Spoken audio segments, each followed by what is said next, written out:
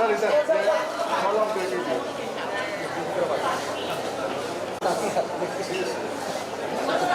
This is how the annual. Sir, both of us here only, sir. Both of you right. Both of you right. Over here.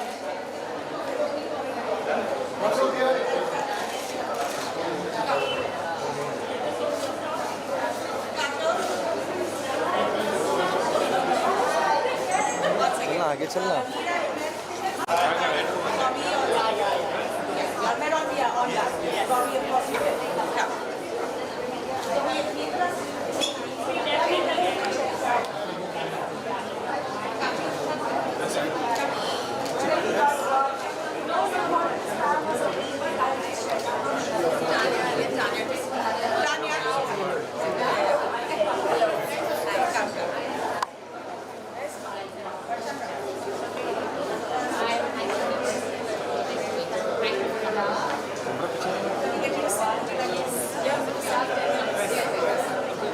अंदर अंदर चले.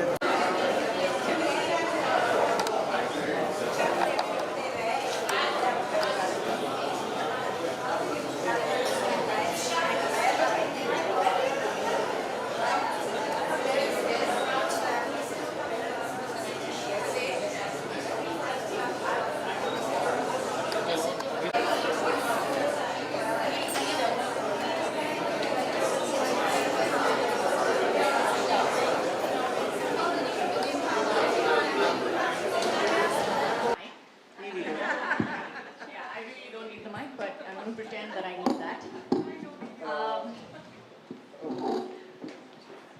So it's my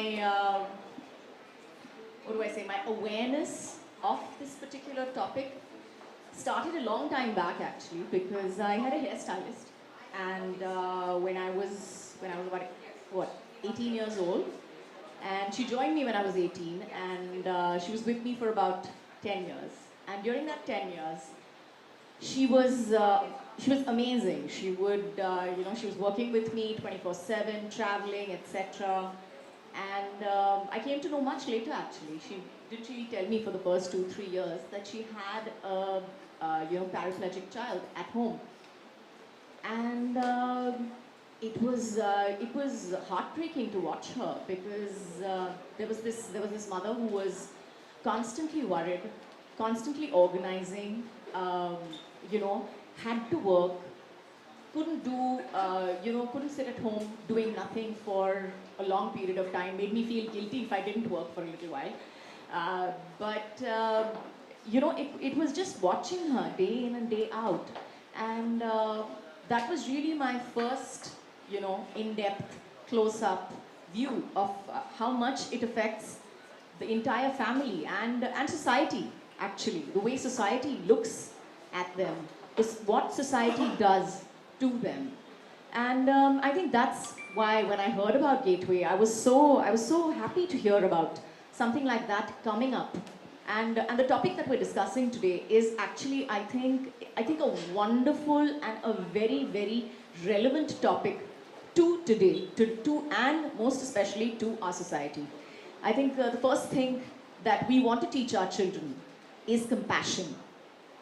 And we have this world, we have this wonderful world in front of us, which we are looking at. And we see so many things that are right with it, that are wrong with it, that there are so many causes around. But I think the best thing that we could teach our children would be to look at the human being next to you and see it as a human being who deserves a chance at everything, regardless of their color, race, religion, or abilities, for that matter. And that is, yes, exactly. And that's why I'm here today, because I'm hoping that, yes, my 30 seconds are almost up. So, yes, but yeah, I'm hoping that we start a conversation that hopefully will help us make the world a better place for our children to grow up in.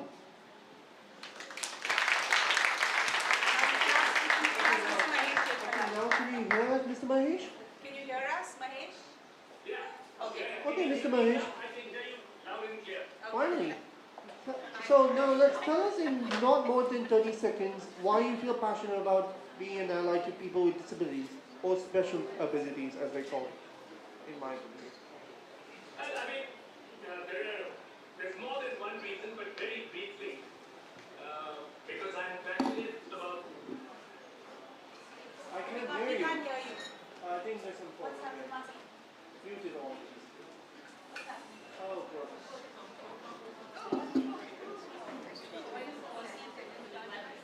We'll have to wait. Just put one thing first.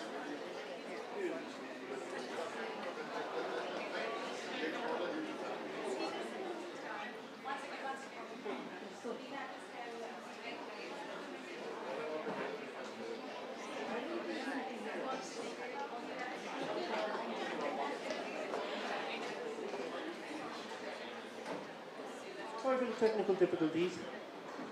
We'll go to Bobby Kajol. So, okay, so Bobby Kajol. Oh, sorry. Should I do this or? Tell us in no more than 30 seconds why you feel passionate about being an ally with people with disabilities or special abilities. Well, for me, the first time I came across a child so special was Yuvraj. Yep. And my relationship with the Budanis, with Indira and Dharmil, started because of this bond that it happened between me and him. You know, I saw this child and I could see that I could communicate with him because why? Because he had only two passions, Bollywood and cricket and cooking. At that point, he didn't know he was going to be a good cook. I'll get to that afterwards. And so I felt amazing how, as an individual, as a human being, how you can influence and help a child. And so that's how my relationship built with the Budanis, and that's how I became a part of Gateway. I've seen the kids in the school, I've seen you since so many years, and I'm so proud of you. And I've seen all of them. I mean, the programs Gateway has been doing to improve and help and give them confidence and strength with whatever capabilities every individual child has is just amazing, you know. And I mean, I'm a parent. I'm always worried about my sons. What's their future going to be like? Because they don't have any disabilities, but they still have these issues in their lives. But kids with special needs and disabilities can't express what they really feel and identify. And I think that's the reason why I've just been here and I found friends and family in Budanis. I mean, they're like family to me. Yeah, I mean, I interact. I mean, the first time I came to the school, I just wanted to meet them, and I didn't want them to feel they're any lesser than us, because they're not. And I think that's the most important thing. If you interact with kids with special disabilities, you have to make them just be normal, you know, because what's wrong with them? Nothing is wrong with them. So it's amazing. I mean, what Utah University is trying to do here right now to customize jobs for kids with disabilities, because it's so sad that, I mean, they have so many capabilities, but people don't focus on that. They just think, okay, they're disabled kids, so let's just give them this particular kind of work to do because they'll only be good at that. But look at you, you're working for an IT company now. I mean, that's amazing, you know, and Yuvraj, my Yuvraj, I mean, he's an awesome child.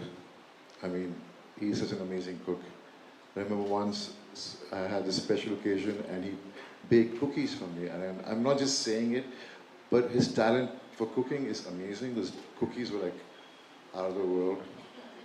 And the other night, I was at Indira and Dharmil's house, and suddenly, you know, he has got this smile on his face. And you know how interactive he's become now? I mean, it's amazing. I've seen him, you know, going through such tough times, you know, having these tempers, and he doesn't know, he's a child, he doesn't know how to express. But now he's calmed down, he's been doing internship, he's been to Starbucks, he's been to other places, he's been to the Muse, and I mean, amazing what you guys are doing. It's seriously very good. And the last, I mean, just a week, 10 days back, my favorite dessert is a creme brulee, and I've never had the best creme brulee, thanks to you, Raj Beta. So it's very important that people understand this and try to contribute whatever they can and be great human beings, you know, because we all human beings, we all have issues. Even us people sitting here, we have issues, you know. I mean, just before we came from home, I'm sure there was something disturbed us or we spoke something rudely to someone, but we are normal, so it's understood as a bad day or a bad mood. But I'm so proud of Indira, seriously. She has given her, she's dedicated her life to this, and not without the support of an amazing husband, Dharmil. So I'm really proud that I'm a part of this Gateway School, and congratulations, Indira, and the staff. The staff is amazing here. I mean, the school wouldn't be the way it is without the staff.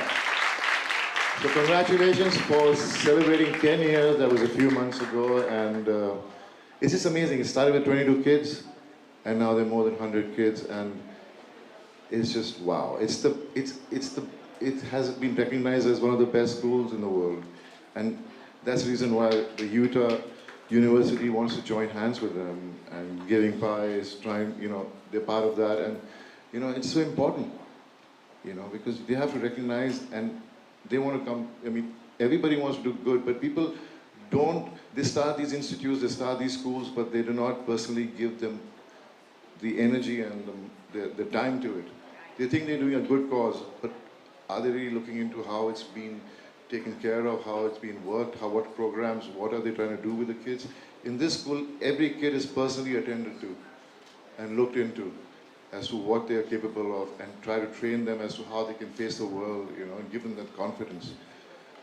And, you know, and I mean, I'm worried about my kids, so I mean, it's the same for these kids, you know, so it's amazing. I mean, I'm just so happy to be here, and I'm so glad to see so many people here. And I mean, some of us out here are parents of these children, and they are so happy with how their kids have progressed in life. So thank you so much for having me here, Indira.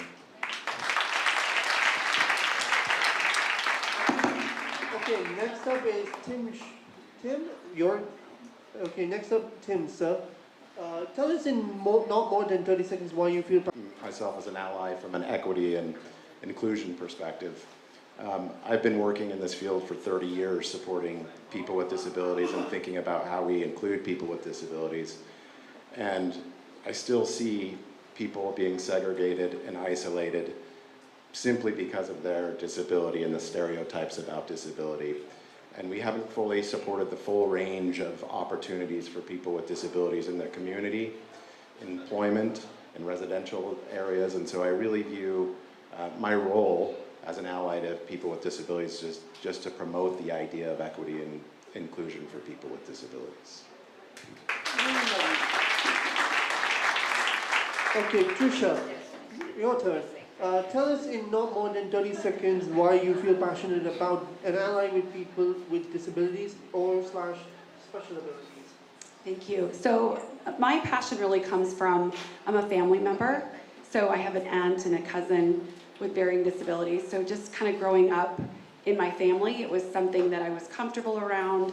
And I don't think I realized the level of segregation or what services or how the system works, because my family members weren't in it in the United States. And so when I went to college and started working directly with people, it really was just my passion.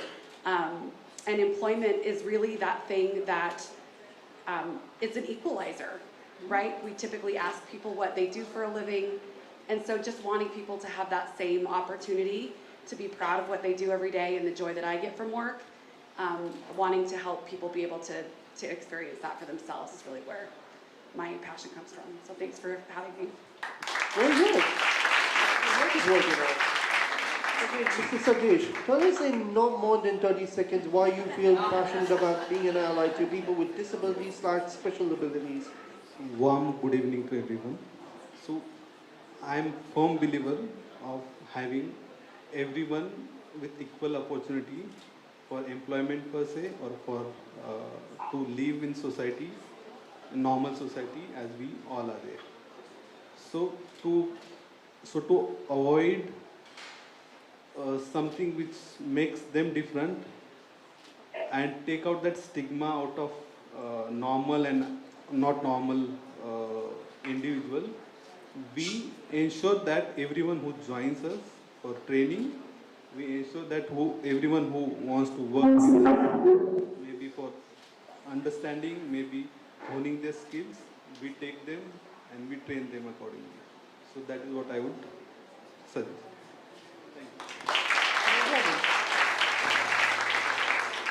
Okay, let's start with round one as an Okay, one icebreaker. second. We're going to try and get Tony on this some bridge. Hopefully.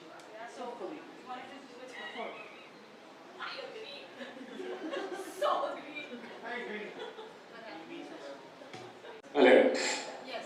Mahesh, sir, as Now ask him the question. Okay. answer the same question again. Is that loud enough? Do I need to be loud? Can you Yeah, now it's loud enough. tell Tell him us? it's loud enough. Okay, tell us in no more than 30 seconds about why you feel passionate about being an ally to people with disabilities / special abilities. I was going to say a question. Tell us in not more than 30 seconds why you feel passionate about being an ally with people with disabilities / special abilities. Okay, sir? Mahesh, sir? I think there's a struggle. Okay, never mind. Okay. It's gonna be fine. It's gonna be fine. Okay, let's start with round one. Kajol, as a parent, what gaps have you noticed in the education system? Is there a growing awareness to accommodate children with special needs, and what do you think needs to be done differently to address some of these gaps? Sorry, it's called the gaps with gaps.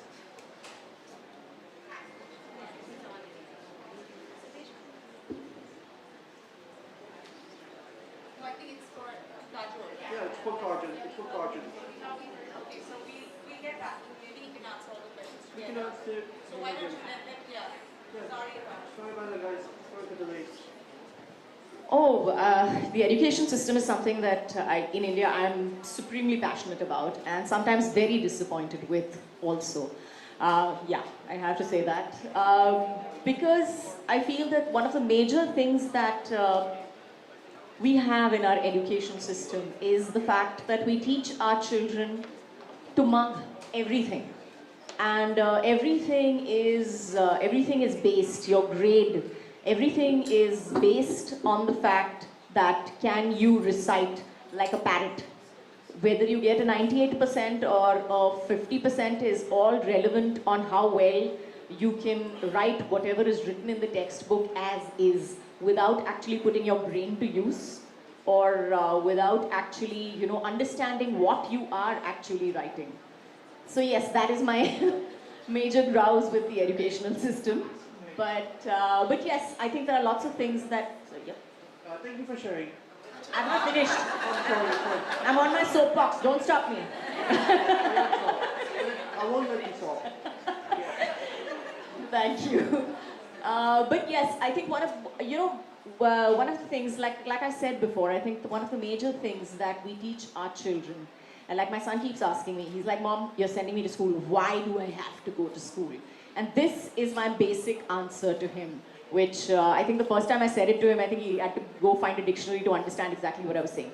So I was like, you have to understand that the reason that I'm sending you to school is not for you to get good marks, is not for you to learn history, geography, maths. I'm sending you to school to understand society. I'm sending you to school to understand how to integrate yourself into society. I'm sending you to a good school so that you understand what everybody is like. That there are all different kinds of people in this world that you're going to meet.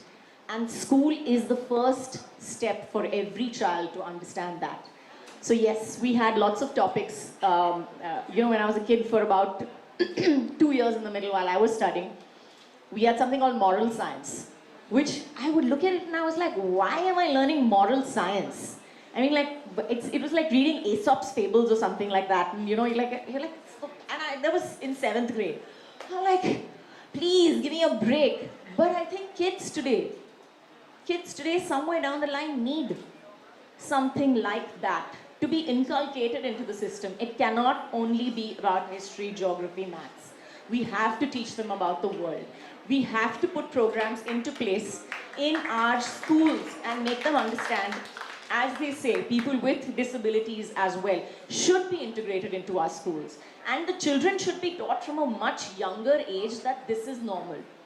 That these people, these are children, these are normal children, and you get to play with them, and you can, you have to share your books with them, and they are a part of society, not apart from society. And I think that one of the basic things that we miss out in our education system is, we had the Gurukul system at one point in time in our country, and in the Gurukul system, I remember thinking that, wow, what a system, because it was a combination of mind, body, and spirit.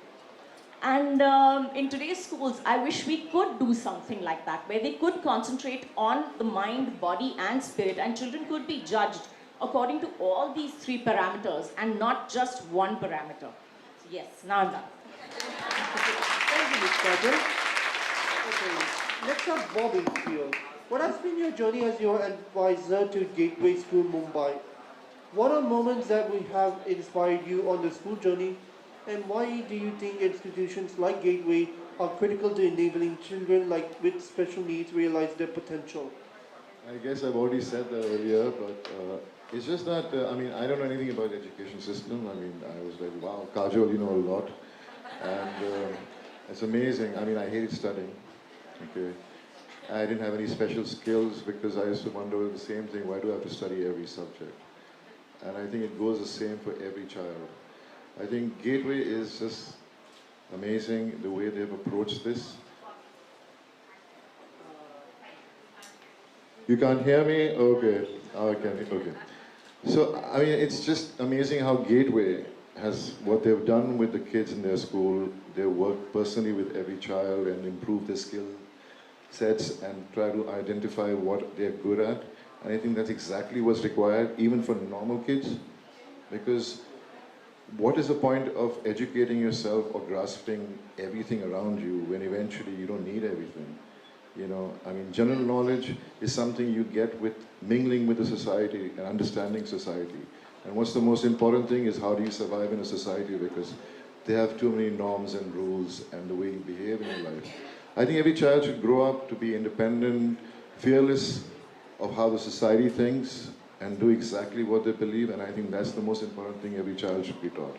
Because if you live according to society, you'll never be able to reach or get the happiness and satisfaction of what you really want to achieve in life. And I think Gateway, especially because it's for special needs kids and for disability, I think it's done an awesome job. And I think other schools in India should make this as an example and follow the way they work and create more support system for schools like this. I think the government should look into it and really help, because this is an honest institute, this is an honest school, this is an honest way everybody's trying to do something. There is no ulterior motive, there's no profit, there's no benefit. The benefit, yes. The benefit is that you're giving these kids a brighter future. I think that's the most important thing. Thank you, Bobby Deol. Okay, next up, Tim and A lot of time working with employers and thinking about how we engage employers. And several of the things that we've learned over the years is that there's several themes that emerge in the employment world. First of all, employers believe that people with disabilities can't work. And that's universal, that's across the board. And we know through years of research and years of programs such as supported employment and customized employment that really dispels that myth that people with disabilities can't work. Supported employment was one of the earlier models that we've used to help people with disabilities obtain competitive integrated employment. And what we started to see with supported employment is it was working for a subset of individuals with the disabilities, but oftentimes people with more significant disabilities weren't obtaining jobs. And so that's why we have customized employment, and I think that's what the Gateway School is trying to implement is this idea of customized employment to help support people with more significant disabilities obtain jobs. And we know one of the predictors of maintaining a job for a person with a disability is finding the match and finding an appropriate match. So we match the skills and interests of an individual with a disability to the job. And oftentimes, what happens in the employment world or when we're supporting people with disabilities, we forget about the match. We just want to get a job, and then we start to place people in jobs based off stereotype. So in the United States, we talk about the F jobs for people with disabilities, and these F jobs are what we call fast food, flowers, and filth, meaning we tend to put people in jobs that we think they can do, or those are the only jobs that we can do. And we know through customized employment and supported employment that there's a range of work that people with disabilities can do. Another thing that we kind of see with misconceptions about hiring of people with disabilities is that people with disabilities, and especially people with intellectual developmental disabilities, more significant disabilities, are a liability to the workforce. And we know once again through research over the years that that's just not true. Oftentimes when we train a person with a disability to work in a job that matches his or her skill set, their safety record is often better than those without people with disabilities. So this liability issue is it's a myth that's out there. The second part of the question was, how do we move forward? And some of the misconceptions maybe when we're moving forward, if I recall. Here's something that's very universal. I've worked in different countries thinking about employment, and I think one of the universal truths about supporting people with disabilities, or what people believe about people with disabilities, is that they can't work and that they have low expectations for what people with disabilities can do, and that there's stereotypes about people with disabilities. And I think this really stems from our notion of disability, and I think this is a really important point to stress as we start to think about how we can build employment programs for people with disabilities. And this notion kind of comes from this idea, when we think about disability, we always think it's an us-them paradigm, right? We think, oh, we don't have a disability, and then there are people with disabilities, and we're separate. What we know is that disability is a part of the human condition. It's something that everybody in this room will have at some point. And so I think if we can...